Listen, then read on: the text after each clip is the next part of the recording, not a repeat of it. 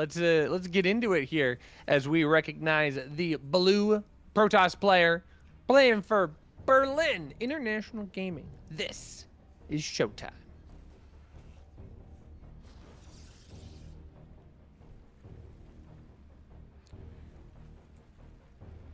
His opponent, representing Alpha X, the Red Zerg, it is RAGNAROK. The other Zerg in this group couldn't be as victorious over Bjorn as Dark was. Unfortunately. He was just not as aggressive. Not aggressive enough. I mean, this is an unfortunate series where, like, the winner gets to go face off against Bjorn, and I definitely don't envy the player that's going to have to do that. I mean, it's entirely possible we could get a TVP. I think that could be interesting, but would not surprise me for us to get RAGNAROK versus Bjorn once again. Yeah. I mean, I still believe in Showtime, right? I think Showtime has a better shot against RAGNAROK than he does against a Dark. Right now, at least. Still. Sure. After seeing that, jeez Louise. Brutal. But then he's gonna have to go up against Bjorn as well. And Bjorn in his TVP, it's always been quite a strong suit. Yeah, for sure. I think early onsets of this game, both players opening up standard, not gonna be a scary place for Showtime to try and play from. I could imagine that RAGNAROK might have some preconceived thoughts in his head. Maybe Showtime is going to play a bit more aggressive, have some crisper timings here in the early onsets of the game, just simply because of a potential mismatch. But I think there might be some things here at play that maybe we're not generally considering. I mean, Showtime does have a pretty decent win rate against Zerg. He does have some pretty decent strategies, and he gets to play against arguably some of the best Zergs in the planet right now. I mean, Raynor, Serral, all of those, Lambo, Laser, definitely has a lot of practice. Yeah, that's a fair point. Really, one of the reasons why it feels like the European scene just now a lot better on par with the Korean scene. In these, I'm just a nerd about that stuff. I'm just always like, it's so cool. It's so cool. We're not just foreigners now. You know. Anyway, Oracle opening here for Showtime. Will be setting himself up nice and steady, the way you would expect him to, right? And yeah, nothing aggressive coming out of RAGNAROK. Although, man, he does pull some funky stuff sometimes when he's on the 3 base. Right, we might just see a massive flood of Zerglings or something like that starting to hit. He is known to do that from time to time against Protoss. It was a rather delayed Zergling speed timing. I think that hits a little bit later than normal, but it's still going to be able to utilize the map vision that he needs. Is trying to see if he can spot when that 3rd base is going to go down. Showtime is definitely poised to take it. It's just a matter of whether or not it does, and it will finally hit the ground. So that should reinforce RAGNAROK's decision to drone up, getting some additional queens once again. I would love to see how this develops here for RAGNAROK. The timing of that layer is going to be important as we do see additional queen production coming underway. There's going to be enough here to defend against those oracles, and in fact getting a really good intercept path so far, taking off some of the shields initially. That's going to eliminate a little bit of the aggressiveness of those oracles, especially with pretty decent spore crawler coverage as well. And there it goes, +1 melee. So I don't think RAGNAROK's going to get too terribly creative here. It's going to be more standard play behind a Showtime, who is also sticking a pretty standard route. 3 oracles into Twilight Council Forge. Pretty standard stuff so far. Yeah, there's kind of the 12 drones as the staple for your statements right there. Being like, yep. That's what we're doing. Roach Warren coming up. Not necessarily for anything, well, aggressive here, I would imagine. Maybe just some extra safety. Could be. As we see a drone moving over towards the 4th base. So he's just going to start taking that, I imagine. Right? Is that? It could be a queen, actually, as well. Now, I come to think about it. It's most likely a drone, right? No reveal yet. Okay, we'll have to wait. It's a drone. There we go. Ah. Ain't it lovely when you're right, Rushi? Ain't it lovely? I do enjoy being right on occasion. I think a good amount of that can be good. I'm wondering here for Showtime. I fear that the standard stereotypical game might benefit his opponent more than it does him. We do see Ragnarok starting to kick up his army supply here. He's got 18 lings, 30 Zerglings on the production tab. So going to try and time something out here with that +1 melee upgrade.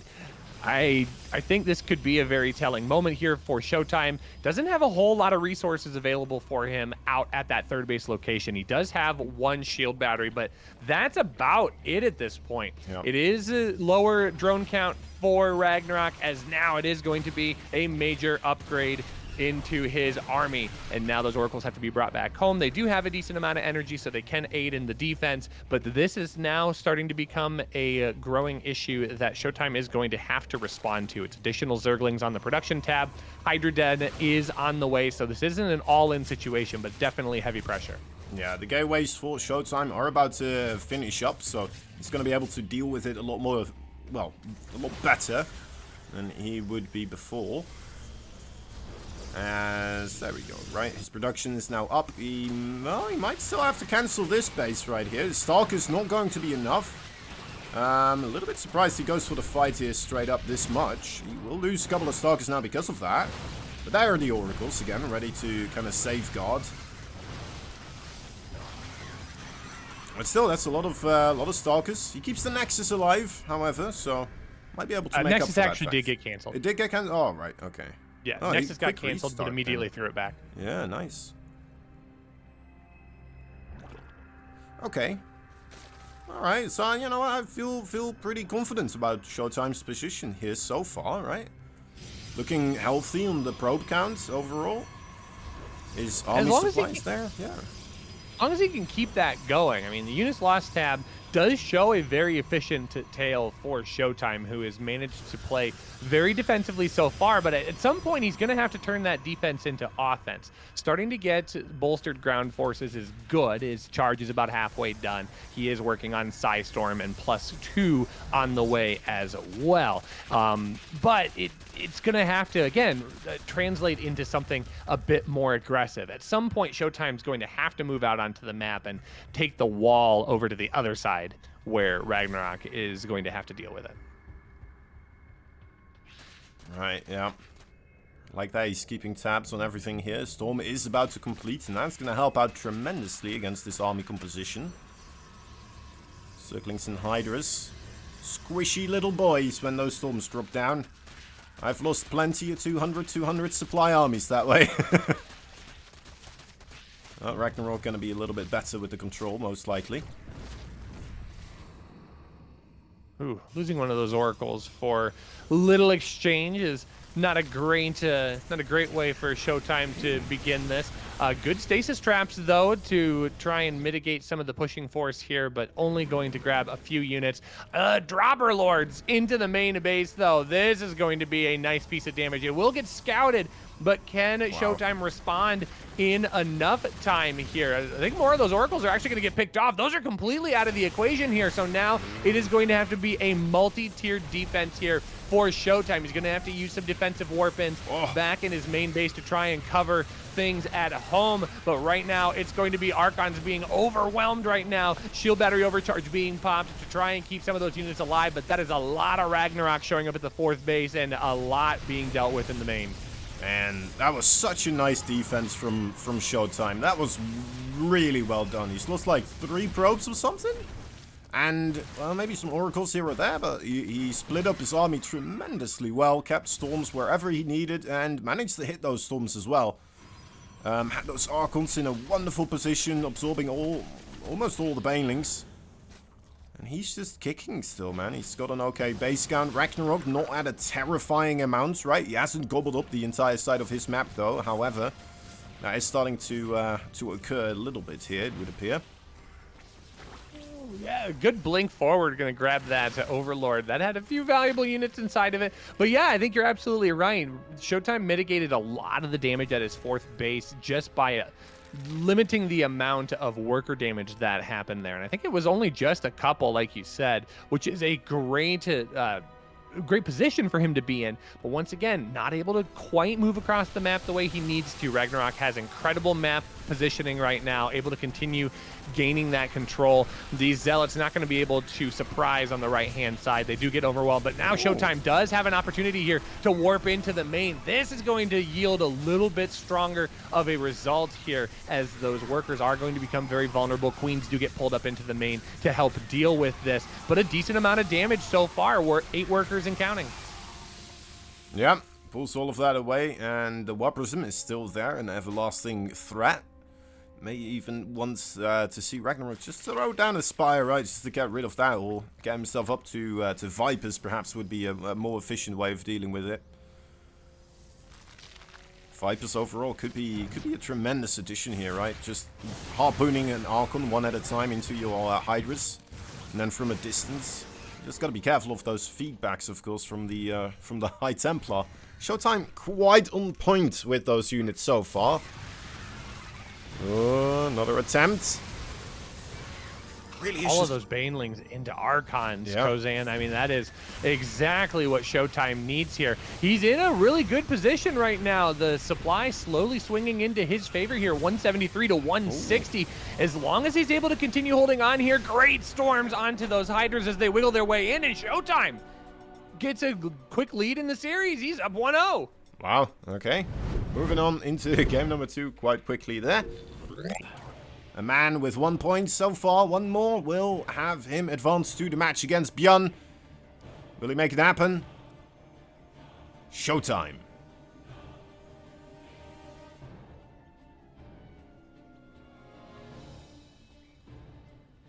And in the top right, his opponent, the Alpha X Zerg player on the verge of elimination, needs to win this. It's a Ragnarok.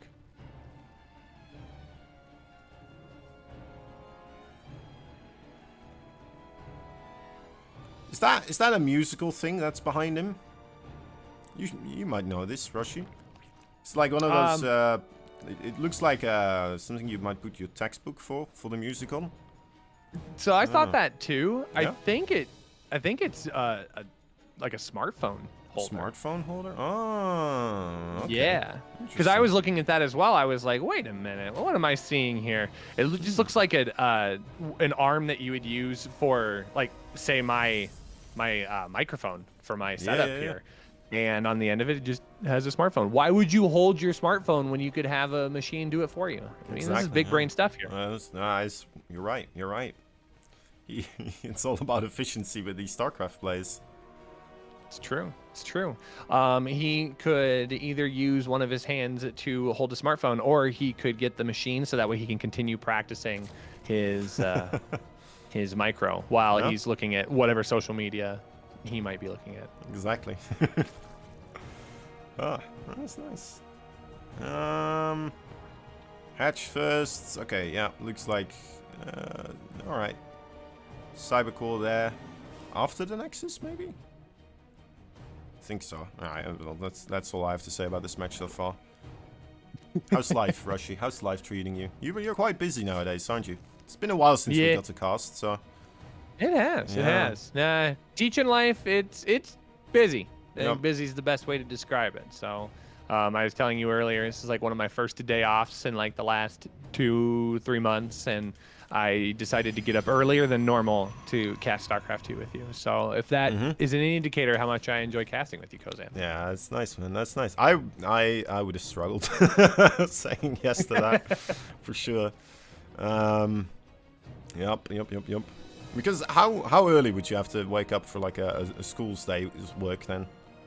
I'm usually up by like 5:45, 6 o'clock. So not much earlier, but still. It's still definitely earlier. I would struggle with that as well, probably.